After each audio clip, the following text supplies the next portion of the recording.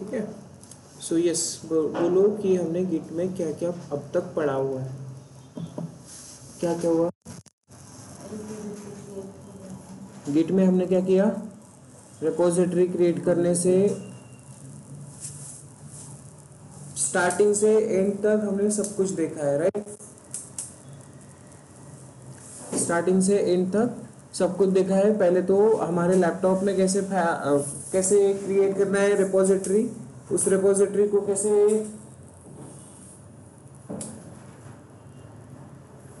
उस रिपोजिटरी को किस तरह से एक डायरेक्टरी क्रिएट किया हमने अपने लैपटॉप में, ठीक है। उस डायरेक्टरी को हमने कन्वर्ट किया रिपोजिटरी में, राइट, लोकल रिपोजिटरी में। एंड देन वहाँ सबसे पहले कौन सी कमांड चलाई, रिपोजिटरी में कन्वर्ट करना है तो git init। देन वहाँ से हमने स्टार्ट किया कि हम अपने फाइल्स पे किस तरह से काम करेंगे, क्या करेंगे, right. Then yes, git add, git commit, git add, git commit, right. git add से क्या होगा हमारा, हमने वर्कफ्लो देखा है गिट का। गिट के वर्कफ्लो में 3 स्टेजेस जो आपके लैपटॉप में आपको परफॉर्म करनी है वो कौन सी है, 3 स्टेजेस जो आपके लैपटॉप में आपको परफॉर्म करनी है वो कौन सी है, working area, staging area and local repository, right. तो तीनों के लिए हमको 3 कमांड्स यूज करनी है, git add, git commit and then remote repository में पुश करने के लिए गिट पुश, ठीक है।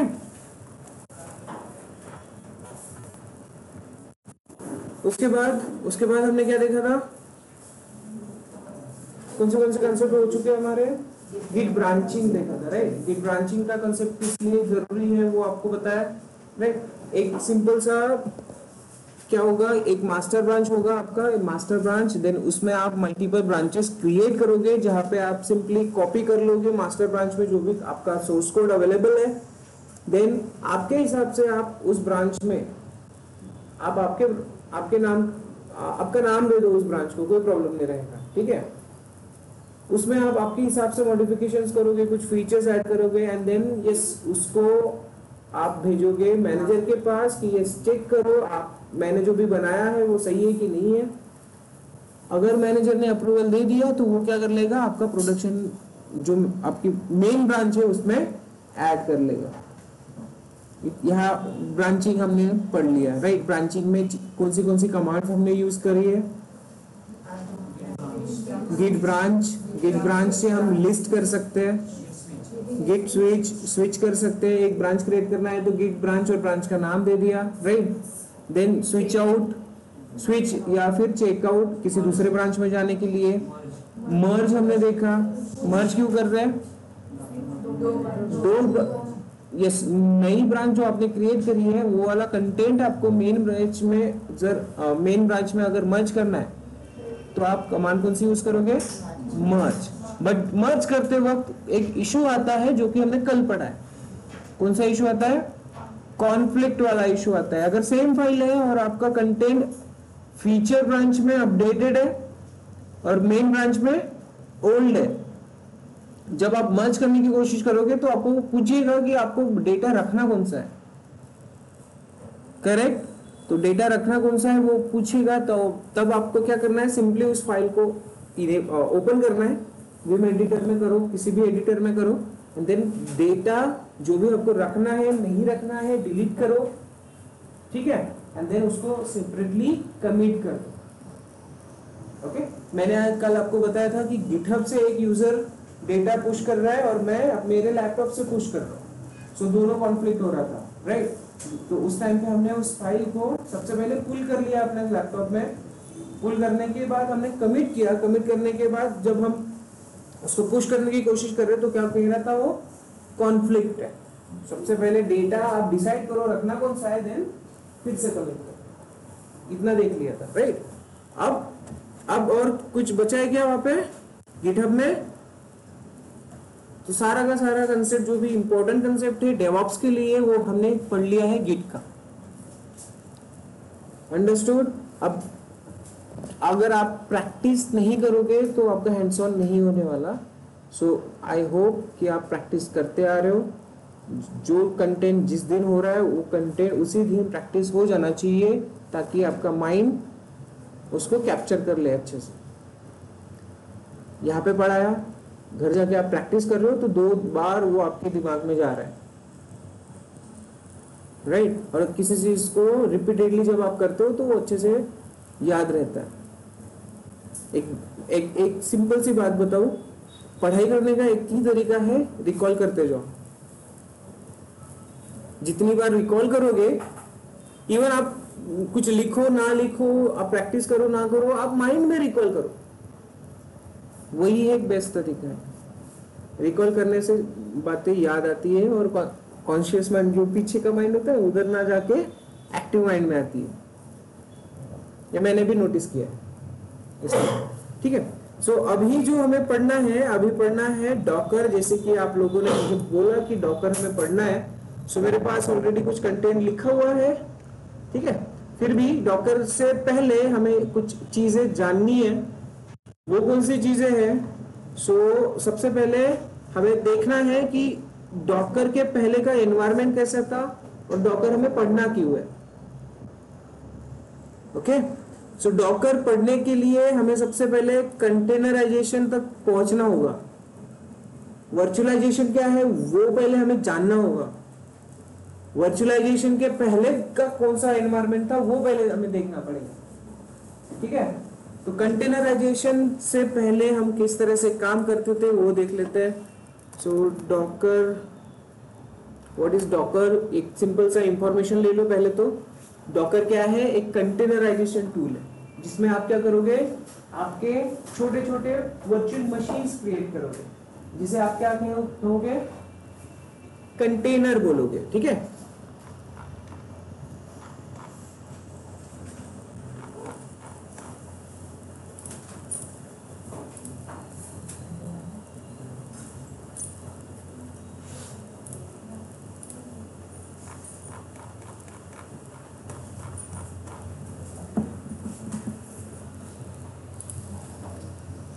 तो सबसे पहले डॉकर जो है हमारा कंटेनराइजेशन टूल है। तो कंटेनराइजेशन मींस व्हाट, उसके पहले क्या था, उसके पहले क्या था, वो सब हम देख लेते हैं। तो मैं एक यहाँ पे इमेज ओपन करने वाला हूँ। उस इमेज के लिए मुझे क्या चाहिए, वर्चुअलाइजेशन। वर्चुअलाइजेशन का मतलब पता है आपको? वर्चुअलाइजेशन पता है आपको क्या होता है? What is virtualization? If you know, please let me know. हाँ, virtualization क्या होता है? Virtual machines means what? उसके अंदर अनदर ऑपरेटिंग सिस्टम रन कर सकते, correct.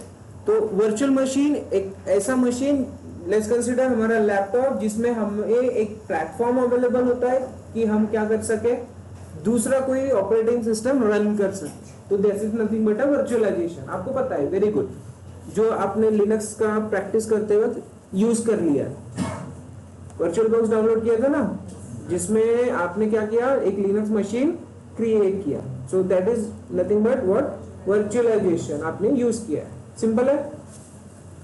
So yes, virtualisation environment आपने यहाँ पे देखा है। अब यस, कौन से कंटेंट आपने यूज किया, किस तरह से वो आपका परफॉर्म होता है, क्या बेनिफिट्स है, वो सारी चीजें आपको पता होनी चाहिए। तो अगर उसके भी पहले की बात करें, एक सिंपल सा डेस्कटॉप। डेस्कटॉप अभी दिखाई देते हैं क्या? डेस्कटॉप अभी दिखाई देते हैं क्या? बहुत रेयरली हमें कहीं ना कहीं डेस्कटॉप दिखेगा। डीमार्ट में जाओ वहां पे दिखेगा, या फिर किसी ऐसी ऑर्गेनाइजेशन में जहाँ पे ज्यादा कुछ काम नहीं है और फास्ट प्रोसेसिंग वाला कोई काम नहीं है, डेस्कटॉप दिख जाएगा। तो ये पहले क्या होता था, एक डेस्कटॉप, सिंपल सा डेस्कटॉप। उसी डेस्कटॉप में आपका ऑपरेटिंग सिस्टम रहता है, विंडोज रहेगा, ठीक है। विंडोज के बाद ये वहां पे एक प्लेटफॉर्म आ जाएगा आपकी एप्लीकेशन रन करने की। ठीक से समझो। हाँ, डेस्कटॉप में आपका ऑपरेटिंग सिस्टम के बाद एक मिडलवेयर रहेगा जो एप्लीकेशन के लिए इम्पोर्टेंट है, और वहां पे आपकी एप्लीकेशन रहेगी। एक डेस्कटॉप पे एक ही एप्लीकेशन चलती थी। वो सिनेरियो आप लोगों ने नहीं देखा है, बट यस वो सिनेरियो था कभी तो भी। एक ही डेस्कटॉप पे एक एप्लीकेशन चलती थी जो आप आपके मोबाइल से एक्सेस कर सकते थे, और that was nothing but a bare metal condition. कौन सा था? Bare metal. एक simple networking means hardware concept जो भी रहेगा, फिजिकल सर्वर एक, ऑपरेटिंग सिस्टम उस पे एक, और आपकी एप्लीकेशन चलती थी। बट यस यहाँ पे बहुत सारे इश्यूज, 24/7 इलेक्ट्रिसिटी उस सिस्टम के लिए जरूरी है। उसके बाद आपका ऑपरेटिंग सिस्टम कुछ इश्यूज आए तो वो आप application to dependencies issue, shareability issue, scaling issues, ठीक है। स्केल कर सकते हैं क्या एप्लीकेशन वन को? नहीं। जितना उसका हार्डवेयर है, लेट्स कंसीडर हार्डवेयर उसका 4 GB का है, एप्लीकेशन को रन होने के लिए 2 GB चाहिए। कितनी एप्लीकेशन रन कर ली आपने? 2 application max to max, right ना? उससे ज्यादा कर पाओगे क्या? नहीं। तो लिमिटेड रिसोर्सेज आ जाएंगे, करेक्ट। तो उसकी वजह से होता क्या था, वो पे आपको लिमिटेड जोन में रहना पड़ता था, ठीक है, लिमिटेड जोन में रहना पड़ता था। अब इस आपके लैपटॉप की अगर बात कर लो तो यहाँ अगर आपको एक एप्लीकेशन रन करनी है तो आपके हार्डवेयर के हिसाब से ही आपको एप्लीकेशन रन करना पड़ेगा। जितना आपका हार्डवेयर है वो जब तक यूटिलाइज नहीं होता तब तक आप रन करोगे, अदरवाइज कर पाओगे क्या? नहीं। तो लिमिटेशंस आ गई। यस, आप उसको स्केल नहीं कर सकते। 24/7 अवेलेबिलिटी उसकी पॉसिबल होती है नहीं होती है, डोंट नो, राइट। इलेक्ट्रिसिटी का मैटर आ जाएगा। फिर ये हार्डवेयर फेलियर्स अगर कुछ होता है तो पूरी एप्लीकेशन डाउन, करेक्ट है। तो ये इस टाइप का आपका बेयर मेटल एनवायरनमेंट होता था। अभी वो यूज नहीं होता, मैक्सिमम अभी हम यूज करते हैं वर्चुअलाइजेशन, जो कि आपने आपके लैपटॉप में यूज किया है, पता है आपके लैपटॉप में आपने यूज किया है। तो ये लैपटॉप में आपने एक्चुअली क्या किया, अब यहाँ पे देखो होस्ट ऑपरेटिंग सिस्टम तो है, बट इसमें एक और कंडीशन आ जाएगी आपकी हाइपरवाइजर में। अब हाइपरवाइजर, व्हाट इज हाइपरवाइजर, ये चीज आपको पता होनी चाहिए, ठीक है। तो लिखो question, what is hypervisor.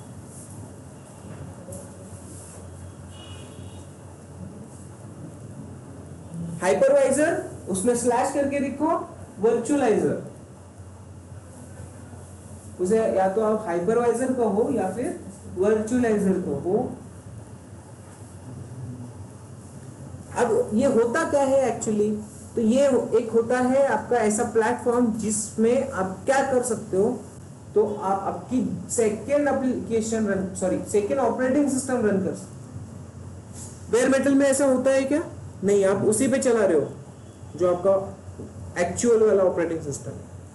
But virtualisation में आप कैसे कर रहे हो, तो वर्चुअलाइजेशन में आप एक हाइपरवाइजर यूज कर रहे हो या फिर वर्चुअलाइजर यूज कर रहे हो जो आपको हेल्प करता है एक दूसरी ऑपरेटिंग सिस्टम रन करने के लिए। समझ में आ रही है बात? ठीक है, इजी कंसेप्ट है थोड़ा सा, ठीक है। तो यहाँ पे होगा क्या, आपका लैपटॉप है, आपका ऑपरेटिंग सिस्टम है विंडोज में आपने कुछ तो भी डाउनलोड करा है। क्या किया था आपने? वर्चुअल बॉक्स यूज किया था, VMware यूज किया था, मल्टीपल सॉफ्टवेयर्स अवेलेबल, राइट। सो कोई एक आप ऐसा प्लेटफॉर्म डाउनलोड करते हो जिसकी हेल्प से आप क्या करोगे, नई मशीन एक क्रिएट करोगे किसी नए सॉफ्टवेयर के, नए ऑपरेटिंग सिस्टम के साथ, करेक्ट है। ये आपने एनवायरनमेंट किया, लिनक्स की जब आप प्रैक्टिस कर रहे थे तब किया। तो वो जो एक आप डाउनलोड कर रहे हो एप्लीकेशन, वर्चुअल बॉक्स या फिर VMware, ये क्या है एक्चुअली, एक तरह का हाइपरवाइजर है। बट कौन से टाइप का हाइपरवाइजर? सो आप जब इसका आंसर निकालोगे व्हाट इज हाइपरवाइजर, तब आपको पता चलेगा, ठीक है। 2 टाइप के आते हैं, एक अब आप निकालने वाले हो तो ठीक है, फिलहाल के लिए ये सस्पेंस रख लेते हैं। हाँ, कौन सा? प्यारा और होस्टेड और बेयर मेटल और ओके गुड, पता है, बहुत लोगों को पता है। तो बेयर मेटल एक होगा सॉफ्टवेयर वाला, right? Okay, so mostly type 1 and type 2 में डिवाइड किया जाता है, ठीक है? एक होता है हार्डवेयर लेवल, एक होता है सॉफ्टवेयर लेवल। जो आपने यूज किया वो क्या है? सॉफ्टवेयर लेवल हाइपरवाइजर, ठीक है? सॉफ्टवेयर के टर्म में आपने यूज किया है उसको, उसी पे आपने एक मशीन क्रिएट करी। इतना समझ में आया? सो that is nothing but what? Simple सा वर्चुअलाइजेशन। अब यहाँ पे एक टर्म नहीं दी है, ये वर्चुअलाइजेशन तो आपने अपने लैपटॉप में कर लिया, बट यहाँ पे भी कुछ ऐसी चीजें हैं जो आपको इशू क्रिएट करेगी। जैसे कि प्लीज कंसिडर, आपके लैपटॉप में लिनक्स की मशीन्स वर्चुअल बॉक्स में या फिर कितनी क्रिएट कर सकते हो? कितनी क्रिएट कर सकोगे बताओ? हाँ, कितनी कर सकोगे बताओ? लॉजिक लगा के बताओ। ऑनलाइन में आवाज आ रही है ना प्रॉपर, और स्क्रीन विजिबल है?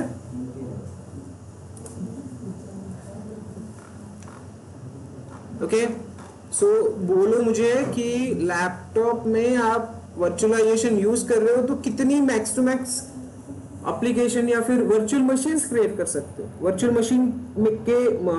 मशीन में आप आपकी एप्लीकेशन होस्ट करोगे, ठीक है? सो ऐसी मशीन्स कितनी क्रिएट कर पाओगे?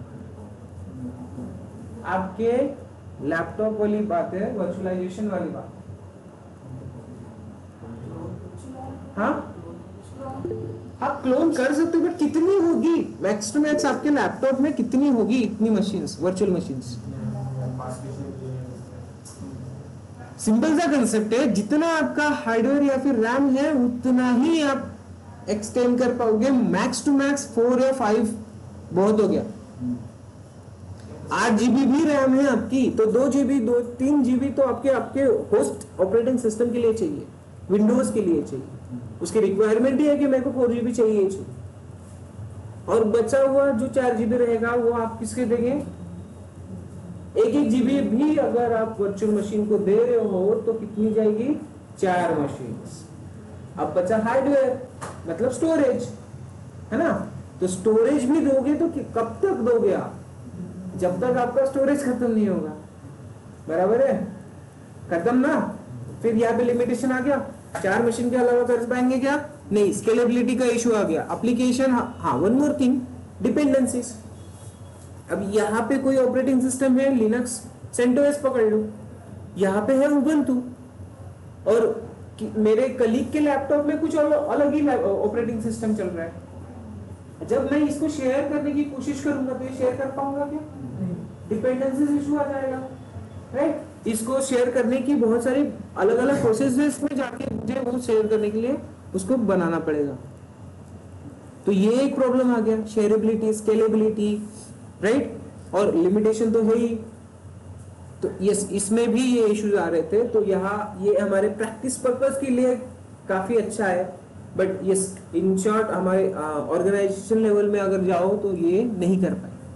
अब ये जो लिमिटेशन वाला पोर्शन है और स्केलेबिलिटी वाला पोर्शन था, ये हमने अवॉइड करा यूजिंग क्लाउड। आपके लैपटॉप पे कर लिया, बट अगर आपने AWS यूज किया तो, अगर आपने AWS यूज करना स्टार्ट किया तो, अब यहां पे कंसेप्ट लगाओ, सोचो क्या होगा? कौन से इश्यूज आपके सॉल्व होने वाले हैं? क्लाउड में जाओगे तो इमेज आप शेयर कर सकते हो, देन ये स्केलेबिलिटी बढ़ा सकते हो, क्योंकि हार्डवेयर का तो सोचना ही नहीं है। हार्डवेयर तो अमेज़न यूज करने मैनेज करने वाला है, राइट? रैम कितना है, स्टोरेज कितना है, वो तो उसका प्रॉब्लम है। मेरा क्या है, मैं तो इमेज बना दे जाऊंगा। तो अमेज़न वाला करता क्या है, आपको इतनी चीजें प्रोवाइड कर देता है, हाइपरवाइजर तक।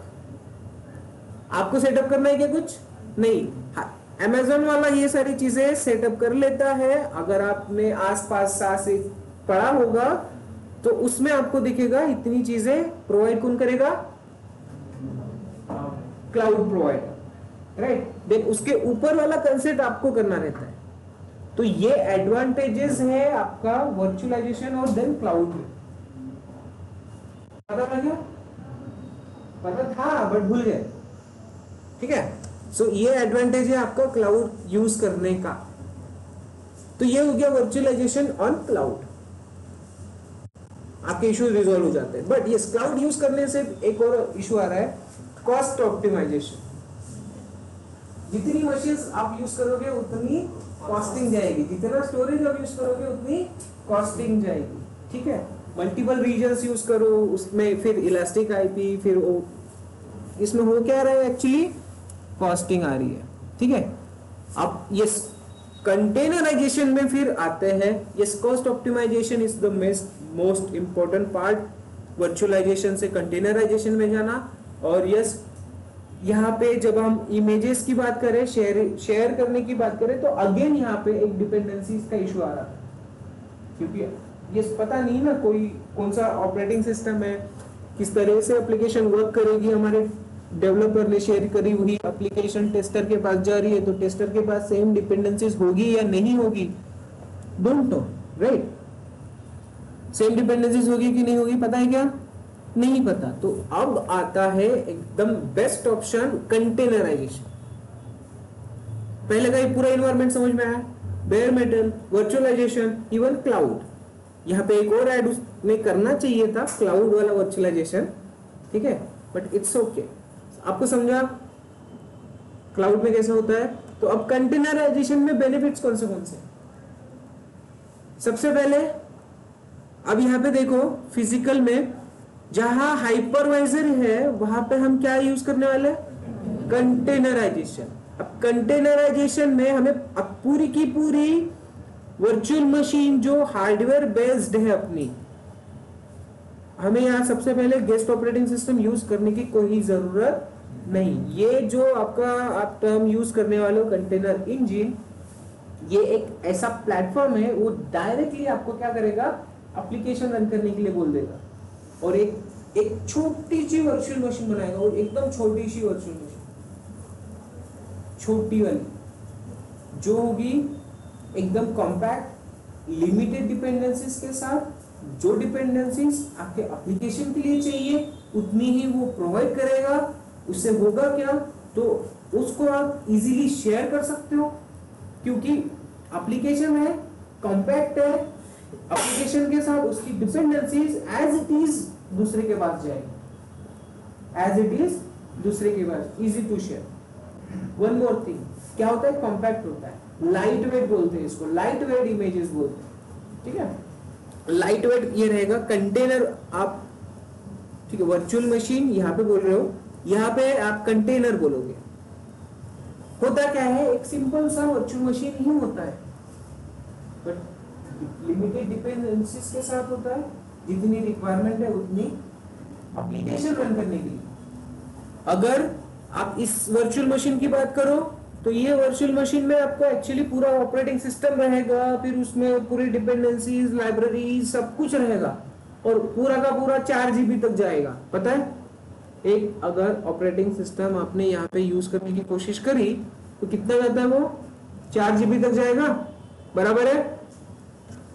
बट यहाँ पे तो उतना रिक्वायरमेंट ही नहीं है, पहली बार सिंपल सा एप्लीकेशन और उसकी डिपेंडेंसी, दैट्स इट, और लिमिटेड लिनक्स की कमांड्स, लिमिटेड लिनक्स की कमांड्स। तो उससे होगा क्या, लाइब्रेरीज, पैकेजेस, वो सारे तो रहेंगे नहीं, तो इसका जो साइज है वो आपको 200-300 MB में मिल जाएगा। अब 4 GB अच्छा कि 200-300 MB, राइट। तो इसीलिए कहते हैं light weight images, easily scalable, easily shareable, understood, ठीक है। सो ये कंटेनर इंजन का आपका बेनिफिट है जो आपको प्रोवाइड कर रहा है कंटेनर, उसके अंदर आपकी एप्लीकेशन आप रन कर सकते हो। बट हाँ, इसमें आपको ध्यान देना पड़ता है कि एक कंटेनर में आप एक ही एप्लीकेशन रन करो।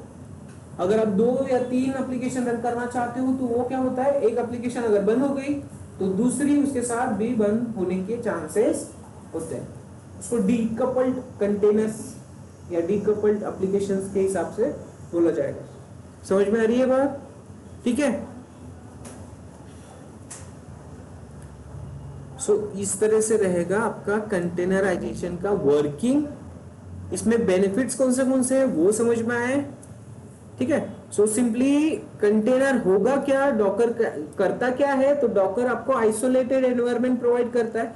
हाँ, यहाँ पे देखो एक दूसरे के साथ कम्युनिकेट कर लेंगे इजीली, बट जब तक कंटेनर 1 और कंटेनर 2 एक ही नेटवर्क में नहीं रहेंगे तब तक वो कम्युनिकेट नहीं कर पाएंगे, आइसोलेटेड रहेंगे। उस यहाँ पे हमने देखा है कि यहाँ पे पब्लिक आईपी आ जाता था, बट इधर पब्लिक आईपी का कोई कंसेप्ट ही नहीं रहेगा।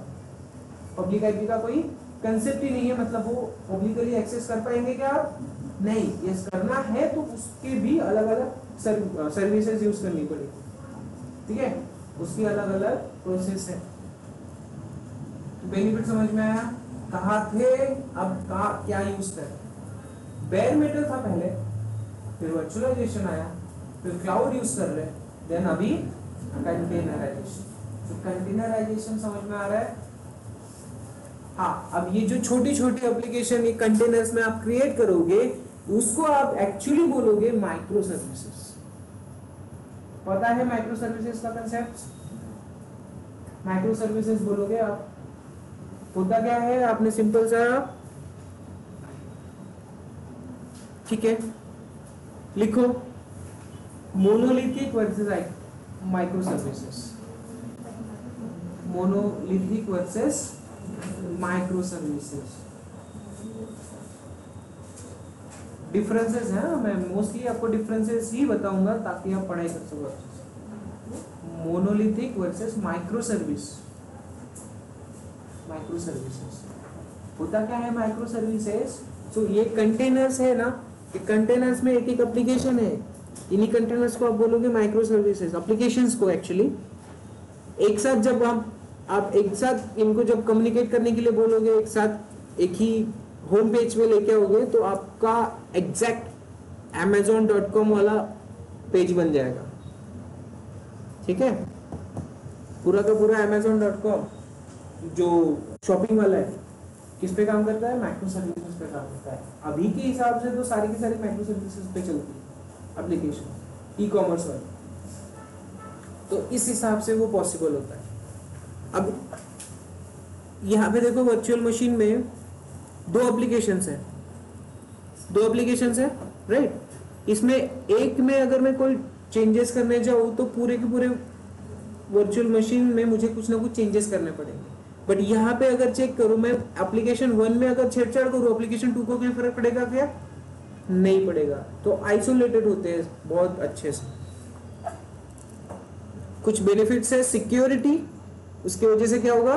Security. One more thing, cost of effective, मैंने फर्स्ट टाइम ही बोला था आपको, कॉस्ट ऑप्टिमाइजेशन जो हमारा कॉस्टिंग वर्चुअलाइजेशन में जा रहा है, EC2 इंस्टेंसेस हम क्रिएट करते जा रहे हैं, सबसे पहले तो कॉस्ट रिड्यूस हो जाएगा, राइट। अभी हमें क्या चाहिए? हमें मल्टीपल वर्चुअल मशीन्स नहीं चाहिए, हमें एक ऐसा प्लेटफॉर्म चाहिए जिसमें हम कंटेनर इंजन चला सके, है ना, और उसमें हम मल्टीपल कंटेनर्स क्रिएट करके एप्लीकेशंस रन कर सकते। तो सबसे पहले तो मल्टीपल वर्चुअल मशीन्स वाला कंसेप्ट गायब। इट मींस कॉस्टिंग क्या हो रही है? रिड्यूस हो रही है, राइट ना। सो कॉस्ट इफेक्टिव है, तो ये भी एक बेनिफिट है आपका, most important benefit. And multiple application deployment कर सकते हो, सिंपल सी बात है। मल्टीपल एप्लीकेशंस आप एक ही इंस्टेंस में, एक ही प्लेटफॉर्म के यूज में कर सकते हो, ठीक है। यहां तक कोई इश्यू, कोई डाउट, कोई प्रॉब्लम बताओ। ये मैंने क्वेश्चंस यहाँ पे लिखे हुए ऑलरेडी, आप अगर देख पाओ तो यहाँ पे देख लो अगर कोई मिसमैच हो रहा है आपकी बुक में, ठीक है। समझ में आ रही है बात? ठीक, गुड। तो कंटेनराइजेशन वर्सेस वर्चुअलाइजेशन, ये तो मैंने अभी बता दिया आपको, इसके सिर्फ पॉइंट्स निकाल लेना अच्छे से। मोनोलिथिक वर्सेस माइक्रो सर्विसेज, इन सबको आप बोलोगे माइक्रो सर्विसेज। क्या माइक्रो सर्विसेज? गुड। अगर आपको ऑलरेडी पता है तो अच्छी बात है, रिकॉर्ड कर लो, राइट। सो यस, डॉकर अब डॉकर की जनरल इंफॉर्मेशन ले ले, यहाँ पे राइट साइड में आता था, अभी विकिपीडिया वाला वो कहाँ चला गया पता नहीं। ठीक है कोई बात नहीं, डॉकर की ऑफिशियल वेबसाइट से आप उसका डेफिनेशंस ले लो।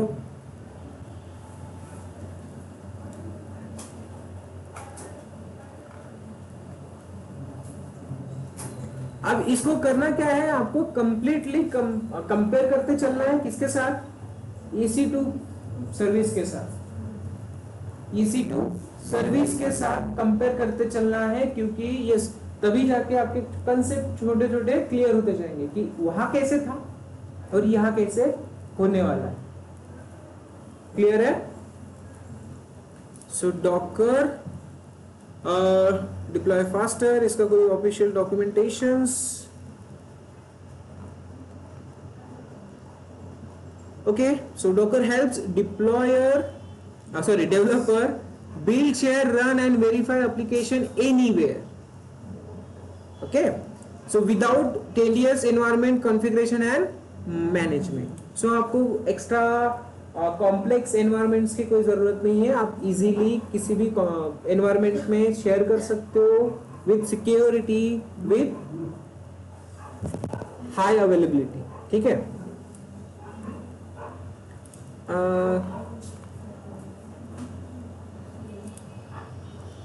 Okay, so Docker is a software platform that allow you to build.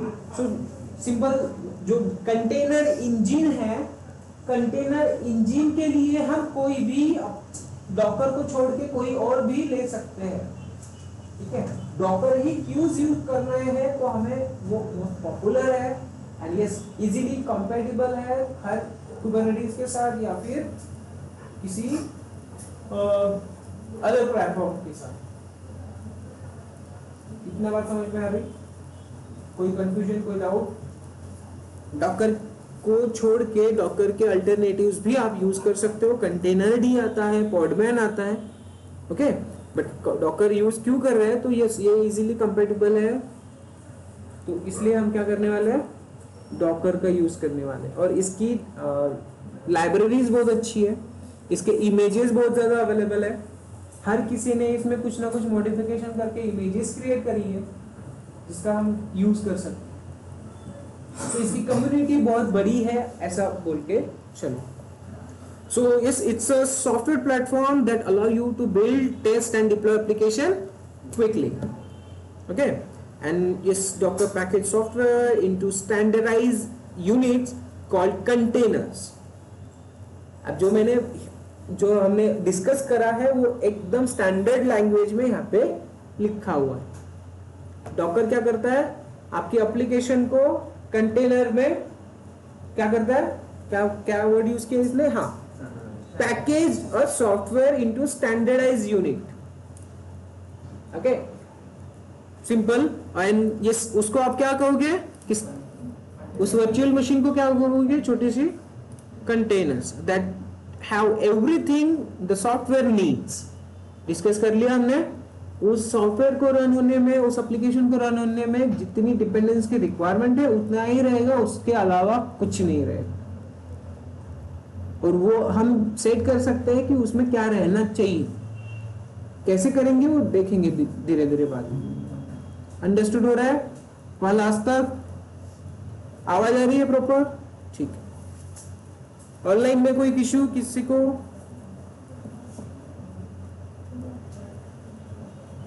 Yes, देखो यहाँ पे it includes libraries, system tools and code run time.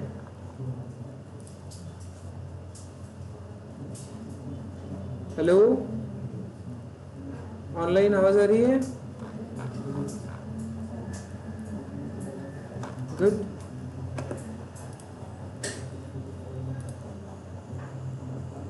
Okay, सो अब इस पे काम कैसे करना है, तो simply download and install in Ubuntu. काम करने के लिए हमें क्या चाहिए, तो हमें सिर्फ इस मशीन, इस इमेज के बारे में सोचो तो आपको सिर्फ इतना एनवायरनमेंट चाहिए। इतना एनवायरनमेंट आपको आपके लैपटॉप से मिल जाएगा या फिर EC2 इंस्टेंस से मिल जाएगा, बराबर है। EC2 इंस्टेंस में से आपको मिल जाएगा host machine, host operating system, clear, या फिर आपका laptop.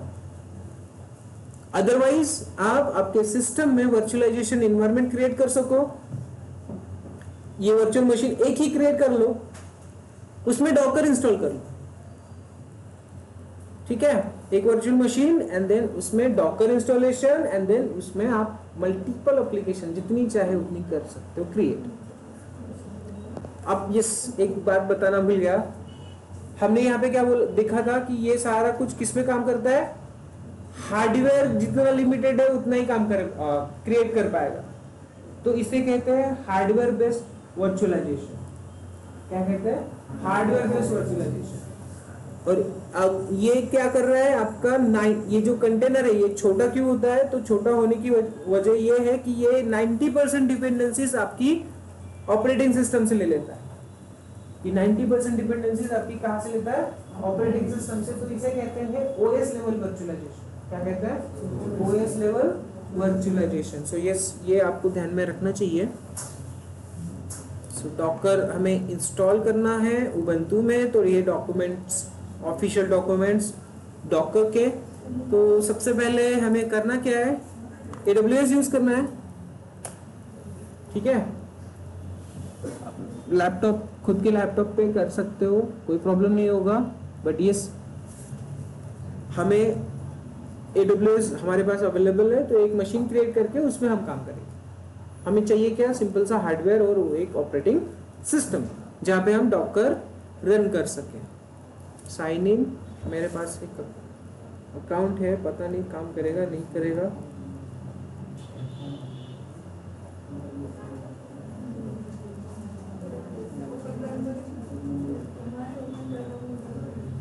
So let me log in from wait. और आपके AWS के अकाउंट्स एक्टिव है बराबर, तो प्रैक्टिस आपको कहाँ पे करना है, AWS पे ही करना है। कहाँ गया वो ए, ओके सॉरी,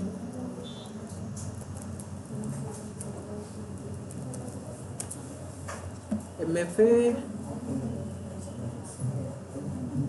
AWS अपडेट हो चुका है, आपको MFA के अलावा वो लॉगिन देगा नहीं, MFA चाहिए ही चाहिए, कंपलसरी कर दिया है हर यूजर के लिए उसने MFA।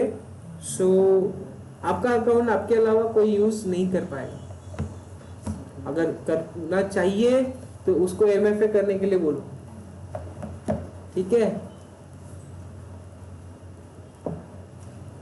सो EC2 इंस्टेंस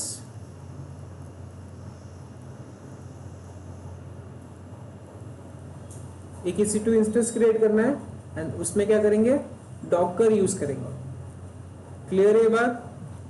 तो चलो लॉन्च करते हैं, मेरे पास कोई अवेलेबल है क्या देख लेते हैं।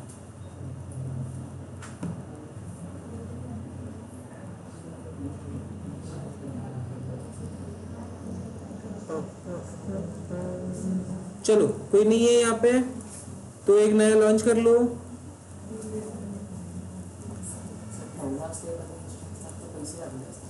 हाँ, म्हणून तर कॉस्टिंग AWS में एक्टिव रहती है even if you stop your instance. क्यों रहेगी? आपने कंटेनर आपका इंस्टेंस स्टॉप करके रखा है ना, फिर भी उसकी कॉस्टिंग एक्टिव रहती है। अरे सर्वर का कुछ लेन देन नहीं होता है, वो 20 GB जो यूज करते हो ना उसका कॉस्टिंग लगता है।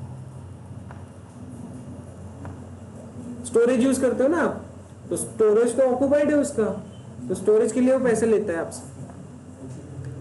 हाँ, उसके लिए इलास्टिक आईपी आपने रखा है तो इलास्टिक आईपी का अलग से पैसा लगेगा। इलास्टिक आईपी अगर एक्टिव है तो आपके पैसे उसके एवरेज रहेंगे, बट अगर वो आपको अलॉटेड है और आप यूज ही नहीं कर रहे हो, सो ज्यादा बड़ी बात है। डॉकर, उबंटू, T2.micro इनफ है हमारे लिए, ज्यादा कोई बड़ा चाहिए नहीं। क्या चाहिए हमें? कीपेयर। और क्या क्या कर रहा हूँ ये इसके बारे में आपको सब कुछ पता है। मैं क्या कर रहा हूँ अभी? Security group, good. आप स्टोरेज मुझे इतना इनफ है, so simply launch. Yes, advance में जाके क्या क्या कर सकते हैं, स्क्रिप्ट रन कर सकते हैं। तो मेरे पास स्क्रिप्ट अवेलेबल है, but yes let's see in manual वे।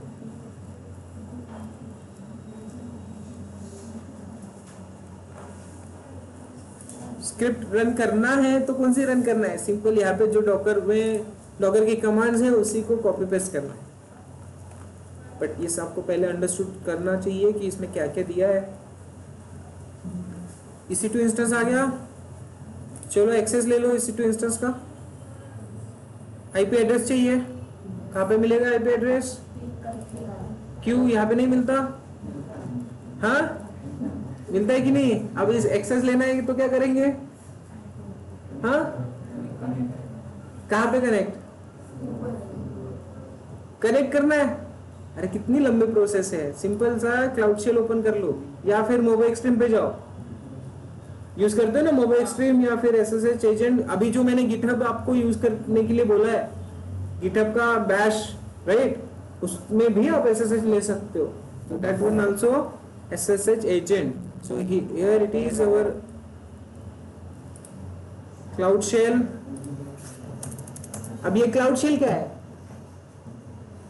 इसके बारे में पता है आपको, क्लाउड शेल के बारे में पता है क्या, नहीं। तो ये एक लिनक्स मशीन है, ये एक लिनक्स मशीन है जो AWS खुद से प्रोवाइड करता है आपको, ताकि आप उसके जो आपके जो मशीन है यहाँ पे क्रिएटेड वो यूज कर सको। ठीक है, क्या कह रहा है ये, प्रिपेयरिंग टर्मिनल, ओके।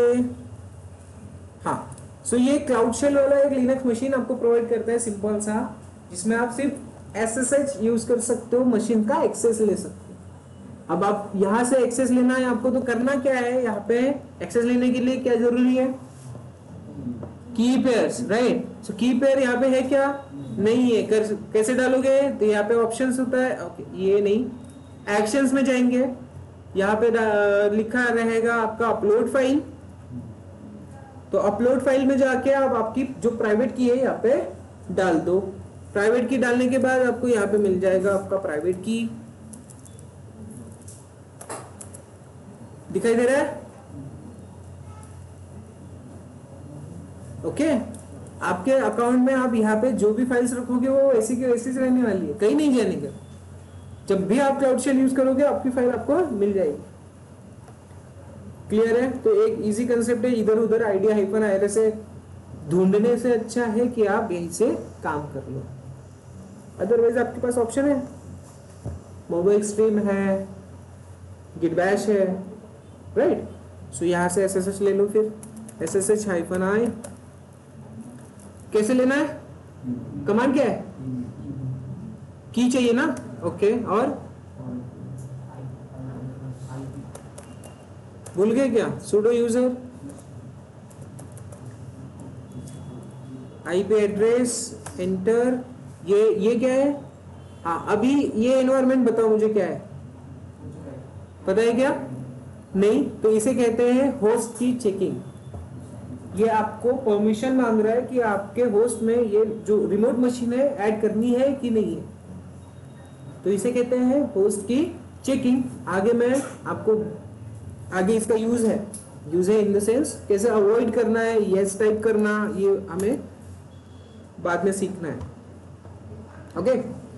सो आ गया उबंटू, करना क्या है, डॉकर यूज करना है, डॉकर इंस्टॉल करना है। तो मैं क्या कर रहा हूँ, docker.sh, ये क्या है, मैं एक फाइल क्रिएट कर रहा हूँ, क्यों, क्योंकि सारी की सारी कमांड वहां से मुझे एग्जीक्यूट करनी है। या तो इसको मैं सेपरेट इधर ले लेते हैं ताकि अल्ट टैप कर सके, ओके। क्या हो रहा है, अच्छा ओके, इधर नहीं आया, इधर आया, ओके। सो docker.sh एक सिंपल सी फाइल क्रिएट कर रहा हूं मैं। करना क्या है, डॉकर इंस्टॉलेशन। सो डॉकर इंस्टॉलेशन पे आ जाओ, कमांड्स में क्या क्या है वो पहले चेक करूं। एपीटी अपडेट जो उबंटू के लिए इंपॉर्टेंट अपडेट है, कमांड है जिससे सारे पैकेजेस अपडेट हो जाते हैं। उबंटू यूज किया, कौन सा यूज किया था आपने इसके पहले? सेंटोस यूज किया, कौन सा? 9। गुड। अब मैं आपको उबंटू पे बता रहा हूं, क्लियर है? सो नया ऑपरेटिंग सिस्टम मतलब नया फ्रेंचाइजी आप देख रहे हो। So APT get installed CA certificate. अब ये सर्टिफिकेट उसके लिए चाहिए, रिपोजिटरी हम ले रहे हैं डॉकर वाली, डॉकर रिपोजिटरी, एंड देन उसे सबसे पहले सर्टिफिकेशन से अनलॉक किया जाएगा। ठीक है, सो सिंपल इतनी सारी की सारी कॉपी कर लो, कॉपी का ऑप्शन अवेलेबल है यहाँ पे, इस फाइल में पेस्ट कर दो। अदरवाइज आप वहीं से कॉपी पेस्ट कर सकते हो, फाइल बनाने की जरूरत नहीं है, but it's one easy. One more command यहाँ पे हमें यूज करनी है। अब वो कौन सी कमांड है? तो मेन कमांड, इंस्टॉलेशन कमांड तो पीछे दी है, नीचे दी है यहाँ पे। हाँ, अब ये कमांड आपको समझनी है क्या क्या बोल रही है। तो sudo apt get, ये इतना क्या है? Package management. Install docker ce। docker ce means community enterprise. ce means community.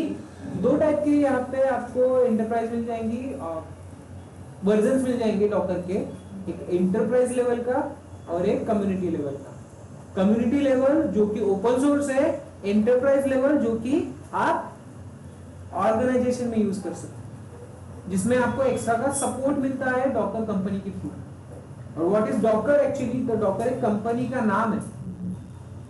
क्या है? डॉकर एक कंपनी का नाम है। कंटेनराइजेशन इंजन हम यूज करने वाले हैं, ठीक है?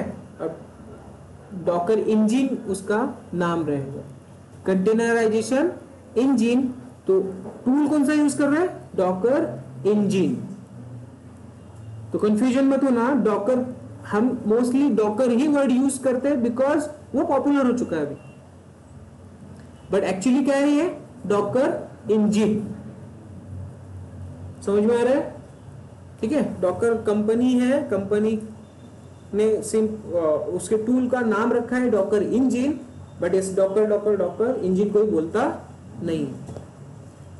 सो डॉकर सी कम्युनिटी वर्जन, ठीक है, community enterprise edition, sorry community edition and then enterprise addition.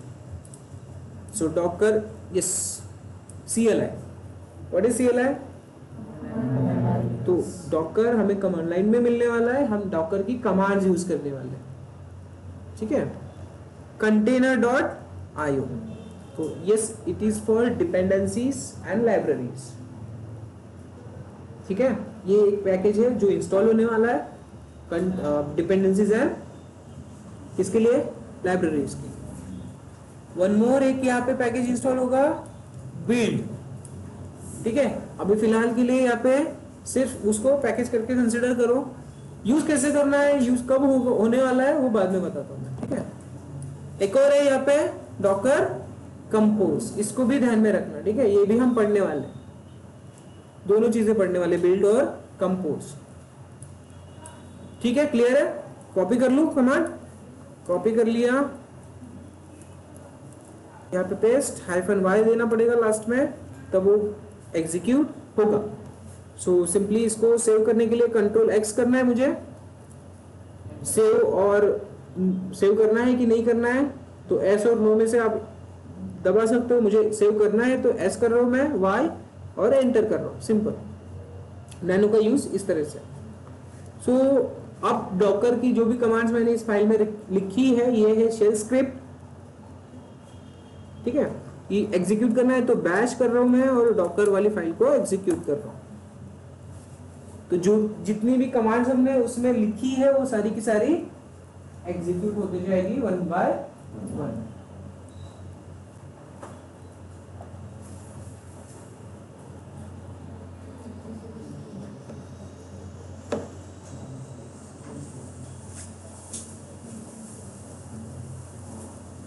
Fast हो रहा है क्या? फास्ट हो रहा है? ओके है ना? ऑनलाइन में किसी को कोई प्रॉब्लम दिक्कत है समझने में?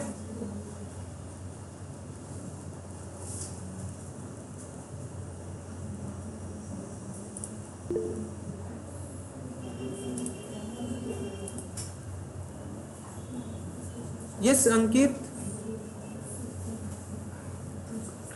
परमिशन देने की रिक्वायरमेंट नहीं पड़ी ना, बिकॉज समटाइम्स सेल्फ स्क्रिप्ट करते हैं परमिशन का इशू आ जाए।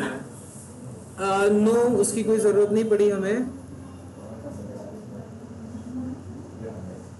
फिलहाल हम क्या कर रहे हैं, तो मैंने कमांड sudo से ही चलाई है। कमांड अगर आप देखो तो यस, जब क्रिएट किया sudo nano और bash, yes, one more commands जो हमने सारी की सारी यूज करी है उसमें sudo ऑलरेडी अवेलेबल है, तो एक्स्ट्रा परमिशंस की जरूरत नहीं है रूट लेवल की। और ये सिंपल सा आपका प्रैक्टिस एनवायरनमेंट है।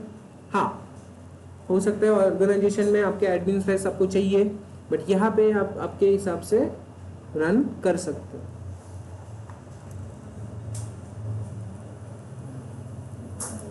ठीक है, कमांड एग्जीक्यूट हो गई तो चेक करो डॉकर अवेलेबल हुआ कि नहीं हुआ हमारे लिए। डॉकर कमांड लाइन यूज करनी है तो डॉकर कमांड यूज करने का है हमें। ठीक है, हाइफन वर्जन चेक करो। अच्छा, वर्जन का थोड़ा सा हमने मिसमैच किया, मे बी हाइफन डबल है। यस, डबल हाइफन यूज होने वाला है वहां पे। सो डॉकर का वर्जन आप यूज कर रहे हो 28.3.1। क्लियर है? अब डॉकर है आपके पास, अब डॉकर आपके पास अवेलेबल हो गया, इट मीन्स आप multiple images, multiple application run कर सकते हो। ठीक है, सो डेमो एप्लीकेशन रन करें, डेमो एप्लीकेशन रन करके चेक करें। ठीक है, तो बेसिक कमांड्स डॉकर। एक और बात आप ध्यान में रखना, डॉकर जो काम करता है, डॉकर का डीमन पता है आप लोगों को? डीमन, तो ये बैकग्राउंड में वर्किंग होता है डॉकर को सपोर्ट करने के लिए, डॉकर को फंक्शनलिटी प्रोवाइड करने के लिए। तो यस, डॉकर जो भी क्रिएट करेगा कंटेनर्स, वो एज अ प्रोसेस क्रिएट करेगा। क्या करेगा? प्रोसेस। तो यहाँ पे डॉकर ने क्रिएट करे हुए कंटेनर्स अगर आपको चेक कर रहे हैं तो डॉकर पीएस कमांड यूज करनी है। कौन सी? Docker PS command. Okay, so हर बार sudo यूज करना पड़ेगा, तो उससे बेटर है मैं क्या करूं, sudo पे चला जाता हूं, रूट पे। ठीक है, सो डॉकर पीएस। अभी फिलहाल हमने कोई कंटेनर क्रिएट किया नहीं है, तो ये डीमन आपका डॉकर डीमन बैकग्राउंड में काम करेगा एज अ पीएस। जो भी कंटेनर्स रन हो रहे हैं आप पीएस कमांड से देख सकते हो। प्रोसेस मैनेजमेंट वाली पीएस कमांड आपको पता है, उसमें कोई कंफ्यूजन है नहीं ना? ठीक है, गुड। सो एक कंटेनर अगर क्रिएट करना है तो कैसे करेंगे? सो डॉकर रन, कंटेनर क्रिएट करना है बट उसमें एप्लीकेशन कौन सी चाहिए? HTTPD करके देखते हैं। Docker run HTTPD। अगर मैं सिंपली इस तरह से इसको एग्जीक्यूट करूं तो सबसे पहले हो क्या रहा है देखो,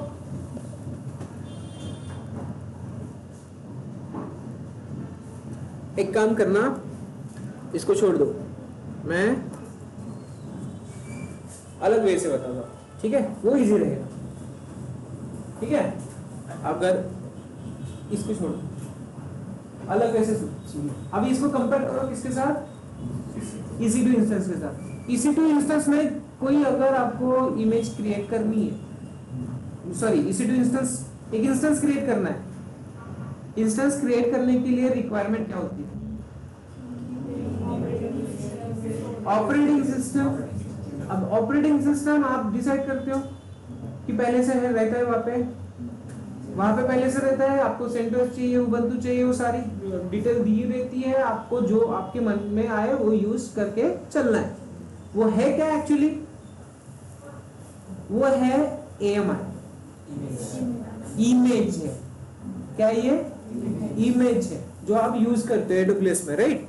जो हमने अभी उबंटू मशीन क्रिएट करने के लिए यूज करी है, राइट ना? So yes AMI। अब AMI अवेलेबल है इसलिए आप इंस्टेंस क्रिएट कर रहे हो। समझ में आ रहा है? थोड़ा ध्यान दो, डॉकर के साथ कंपेयर करेंगे इसको भी। हाँ, तो करना क्या है, जब तक इमेज है आपके पास, इमेज का यूज करके आप इंस्टेंस क्रिएट कर रहे हो, राइट? बराबर। अब उसके बाद आप उसको मॉडिफाई कर रहे हो, एप्लीकेशन ऐड कर रहे हो। इतना समझ में आया? तो सिमिलरली यहां डॉकर पे भी हमारे पास इमेजेस होती है। क्या होती है? इमेजेस होती है। तो अब समझ में आ रहा है क्या आप कहना चाहते हो मैं? जिस तरह से AWS में AMI है आपके पास, यहां पे जो आपको कंसेप्ट है इमेज वाला, डॉकर इमेज है। क्या है? Docker image. अब इसका यूज क्यों करना है हमें? कंटेनर क्रिएट करने के लिए। AWS में AMI का यूज क्यों कर रहा है?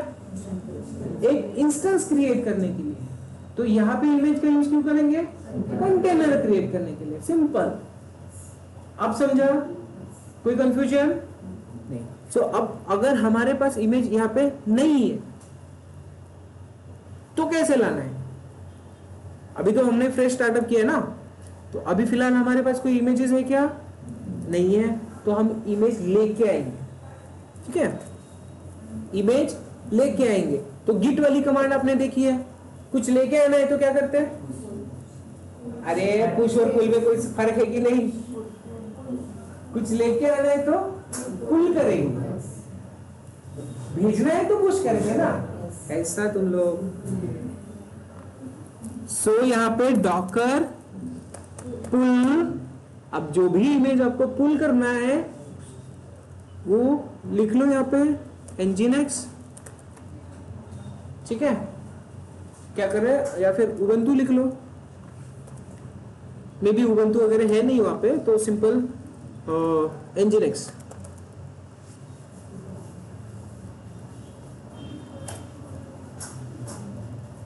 देखो, पढ़ो और समझो क्या क्या उसने इमेज लेके आ रहा है। अब ये लेके कहां से आ रहा है? ये लेके कहां से आ रहा है? आपने देखा है गिटहब, आप कहा कंटेंट लेके आ रहे हो ना, सोर्स कोड गिटहब से लेके आ रहे हो। तो डॉकर का डॉकर हब है, ठीक है? डॉकर का डॉकर हब है, यस। वहां पे सारी की सारी डॉकर इमेजेस अवेलेबल रहेगी। क्लियर सबको? डॉकर का क्या है? Docker hub. जैसे गिटहब यूज करते हो आप डेटा सोर्स को जमा करने के लिए, फिर उसमें कुछ अपडेट है तो वो लेके आ रहे हो आप, तो यस यहाँ पे आप क्या करोगे? डॉकर हब का यूज करोगे। डॉकर हब पे भी आपको अकाउंट बना लेना चाहिए, ताकि हमें यूज करना ही है उसको।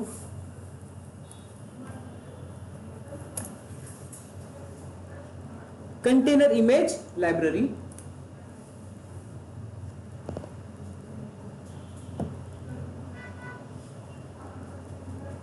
अब फ्लो में आ रहा है, सब कुछ समझ में आ रहा है, ठीक है? गुड। सो डॉकर हब में मेरा तो लॉगिन है, आप आपका लॉगिन कर लो। साइन इन कर लेते हैं। साइन इन ना भी करो तो भी आप उसके सर्च बॉक्स से चेक कर सकते हो। अब इतने पासवर्ड्स मेरे सेव्ड है इसलिए लिखने की जरूरत नहीं है, तो इतने सारे पासवर्ड्स कहाँ से याद रखेगा इंसान? कंपनी वाले ऑलमोस्ट मुझे 5 से 6 पासवर्ड यूज करने पड़ते हैं। हाँ, तो ये रहेगा आपका क्या? गिटहब। किसी इमेज के बाद, सॉरी डॉकर हब। देखो अब थोड़ा कंफ्यूजन मुझे भी हो जाता है। हाँ, तो यहाँ पे अगर कोई इमेज आपको चेक करनी है तो आप चेक कर सकते हो। लेट्स कंसीडर करो आपको चाहिए क्या? HTTPD। तो HTTP सिंपल सर्च करो, जितनी भी इमेजेस होंगी HTTPD से रिलेटेड मिल जाएगी। AWS में AMI और यहाँ पे डॉकर इमेजेस। कंफ्यूजन कोई नहीं, but AMI 4 GB 1 GB 2 GB में आता है, ये कितने में आएगा 200-300 MB में आएगा। क्यों? क्योंकि इसमें लिमिटेड डिपेंडेंसीज और ये होता है लाइट इजीली शेयरेबल। क्लियर है सबको? तो देखो HTTPD का डॉकर ऑफिशियल इमेज है जो डॉकर कंपनी ने ऑफिशियली बना के रखा है। उसके साथ मल्टीपल कंपनीज ने जिस तरह से उसको रिक्वायरमेंट रहेगी उस तरह से उसको मॉडिफाई किया, उसके साथ साथ कुछ अलग अलग सॉफ्टवेयर भी अवेलेबल करके दे दिए। होता वैसे ही है AWS में भी। आप कोई एक ऑपरेटिंग सिस्टम लेते हो, उसमें HTTPD MySQL whatever you want to, जो भी आपके एप्लीकेशन के लिए चाहिए वो इंस्टॉल कर लेते हो, एंड देन उसको क्या करते हो, शेयर करना है तो करते क्या हो, एक बार आपने पूरा मॉडिफिकेशन कर लिया EC2 इंस्टेंस में, देन उसके बाद अगर आपको उसको शेयर करना है तो आपने कंसेप्ट कौन से लगाया, इमेज बनाओगे उसकी फिर से। तो लोगों ने इसी तरह से इमेज क्रिएट करी है, उसमें मॉडिफिकेशन करके और यहाँ पे सेव करी। अब कंपेयर करते हुए तो समझ में आ रहा है ना, कोई कंफ्यूजन हो रहा है नहीं ना? यस, तो वही कंसेप्ट यहाँ पे लगाने हैं। मैंने पहले बोला था कि EC2 को पढ़ के आओ, सारे कंसेप्ट आपके क्लियर होने चाहिए। तो वो वर्चुअलाइजेशन वाला है, हम कंटेनराइजेशन में पढ़ रहे हैं, बट यस कंसेप्ट थोड़े थोड़े मैच करते जाना है। क्लियर है? कोई कंफ्यूजन सबको पहला तक? पक्का? ठीक है, चलो फिर इमेजेस समझी। गुड, कहाँ गया हमारा टर्मिनल? यहीं पे है। ओके, अब देखो इसको चेक करना है इमेजेस कौन सी अवेलेबल है। तो Docker images, okay, here it is images. क्या कर रहे हैं हम? Nginx की इमेज हमारे पास अवेलेबल है, इसका साइज देख लो, पूरी की पूरी लिनक्स मशीन और उसमें Nginx, ऐसा कुछ है क्या? नहीं, Nginx और Nginx के लगने वाली डिपेंडेंसीज सिंपल उतना ही है। कितना MB का है वो? 192 MB। लाइट वेट है, मिनिमम स्टोरेज कैप्चर कर रही है। इवन आपके लिनक्स मशीन में हमने अभी स्टोरेज लिया है 8 GB, वो खत्म होने वाला है क्या?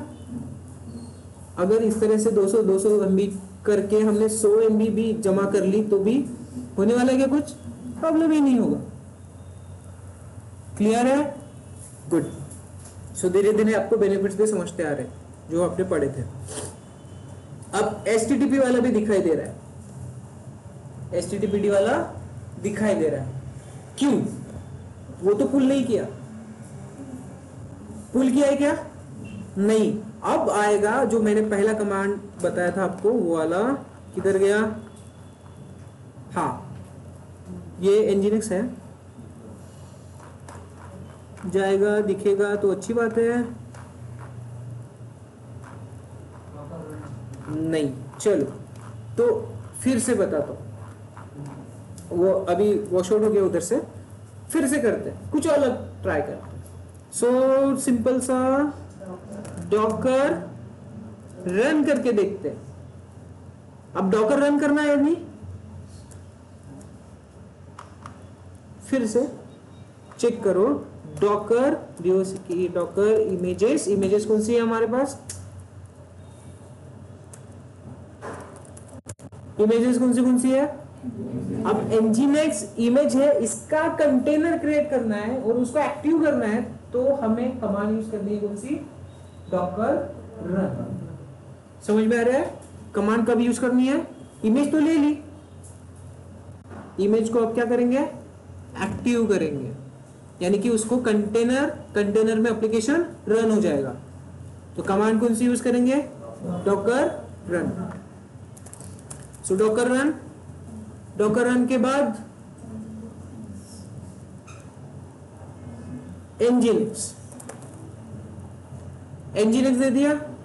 अब Nginx देने के बाद होता क्या है, तो देखो Nginx तो स्टार्ट हो गया, बट उसने अभी क्या कर लिया? आपका टर्मिनल ऑक्युपाइड कर लिया। हाँ बोलो बोलो, हाइफन वाई से क्या होगा? हाइफन वाई से कुछ नहीं होगा। तो ये अभी हमारा हो चुका है कंटेनर, सॉरी उस इंजीनियर्स ने हमारा टर्मिनल लॉक कर लिया, ठीक है। बट हमें ऐसे इस तरह से कंटेनर एक्टिव नहीं चाहिए, एप्लीकेशन एक्टिव नहीं चाहिए, दूसरी भी काम करनी है ना हमें। सो सिंपल इसको क्लोज कर दो, हाइफन सी यूज करके क्लोज कर दिया मैंने। तो सेम कमांड यूज करेंगे, बट इसमें हम क्या लगाएंगे? हाइफन डी यूज करेंगे, डी फॉर डिटैच। और उसको भेजो कहां पे? बैकग्राउंड में भेज दो। अभी वो फोरग्राउंड में था, ठीक है, फोरग्राउंड में उसने क्या ले लिया? टर्मिनल ऑक्युपाइड कर लिया, बराबर है, राइट। तो हाइफन डी से वो डिटैच मोड में बैकग्राउंड में चला जाएगा। सो एंटर कर लो। अभी वो उसने कंटेनर का एक आईडी बना के हमें भेज दिया। अब चेक करते हैं डॉकर पीएस। तो अब मिल जाएगा हमें कंटेनर डॉकर एनजीनेक्स इमेज यूज हुई है, ठीक है। क्या क्या है चीजें यहाँ पे? तो देखो, कंटेनर आईडी बनाया है उसने। कंटेनर आईडी इतना लिमिटेड नहीं है, कंटेनर आईडी इतना बड़ा होता है, ठीक है। एनजीनेक्स, और यस एनजीनेक्स को एक्टिव करने के लिए उसको क्या कहते हैं, एग्जीक्यूट करने के लिए आप क्या करते हो? System ctl start Nginx. But इसमें वो चलेगा क्या? नहीं चलेगा। अब देखते हैं कैसे होगा। क्यों ये यहाँ पे डॉकर एंट्री पॉइंट वगैरह दिखाया दिया है उसने? तो ये एनजीनेक्स को स्टार्ट करने के लिए लगने वाली कमांड है, इतना ध्यान में रखो फिलहाल, ठीक है। स्टार्ट करने के लिए लगने वाली कमांड क्रिएटेड। अब स्टेटस क्या है? तो अप में है, ठीक है। देन पोर्ट नंबर, कौन से पोर्ट नंबर पे चलता है एनजीनेक्स? 80 पे चलता है, उसने दिया है। अब यहाँ पे दिखाई दे रहा है नेम। नेम ये आपने सेट किया क्या? आपने सेट किया क्या ये नेम? नहीं, भलता उसने कुछ तो भी असाइन कर दिया, वो डॉकर अपने हिसाब से करता है। बट आप चेंज कर सकते हो option hyphen hyphen name, okay. तो डॉकर पीएस हाइफन ए यूज करके आप चेक कर सकते हो कि रनिंग प्लस एग्जिटेड या फिर स्टॉप कोई है क्या अपने पास, ठीक है। प्रोसेस मैनेजमेंट याद रखो, यहाँ पे आपको लिनक्स वाले ही टर्म्स याद रखने हैं, हाँ सारे मैंने बोला था आपको। अब देखो, इसके पहले हमने 2 बार ट्राई किया था, एक HTTP ट्राई किया था और एक एनजीनेक्स। फोरग्राउंड में आए थे दोनों, तो वो दोनों एग्जिटेड मोड में दिखेंगे, आपको दिखाई दे रहा है। रनिंग सिर्फ पीएस से मिलेगा, हाइफन ए यूज करके आप सब कुछ देख सकते हो। अभी क्लियर है? अब यहाँ पे अलग अलग नाम दिए हैं, तो ये नाम चेंज कर सकते हो आप, डॉकर। हाँ, वन मोर थिंग, अब एनजीनेक्स की कितनी भी चाहे इमेजेस, कितनी भी चाहे एप्लीकेशंस क्रिएट कर लो, यहाँ पे कोई लिमिटेशन नहीं होने वाला। इमेज एक ही है, कंटेनर्स मल्टीपल कर लो, कोई प्रॉब्लम नहीं है। Docker Docker run hyphen D use करेंगे, ठीक है। Hyphen D hyphen name use कर रहा हूं मैं, SPID स्पाइडर आयरन मैन लिख लेते हैं, आयरन मैन, ठीक है। नाम क्या आएगा? आयरन मैन आएगा। इमेज कौन सी यूज करनी है? तो एनजीनेक्स वाली ऑलरेडी हमारे पास अवेलेबल है। नहीं है तो क्या होगा वो भी देख लेते हैं एक बार। बन गया इसका। अब इसमें चेक करो, एक और मिल जाएगा, उसका भी एनजीनेक्स ही इमेज है। तो एनजीनेक्स की ऐसे मल्टीपल एप्लीकेशंस आप रन करते जा सकते हो, करेक्ट, जिसका नाम हमने आयरन मैन रख लिया, ठीक है। हाँ, इसमें एक ये रहेगा कि आप एक ही नाम बार बार यूज नहीं कर सकते, क्योंकि वो डुप्लीकेट दिखाएगा फिर उसको। कोई इशू यहाँ तक, कोई प्रॉब्लम यहाँ तक, ऐसा कुछ जो समझ में नहीं आया? सब समझ में आ रहा है प्रॉपरली? गुड। बाकी कंसेप्ट बाद में देख।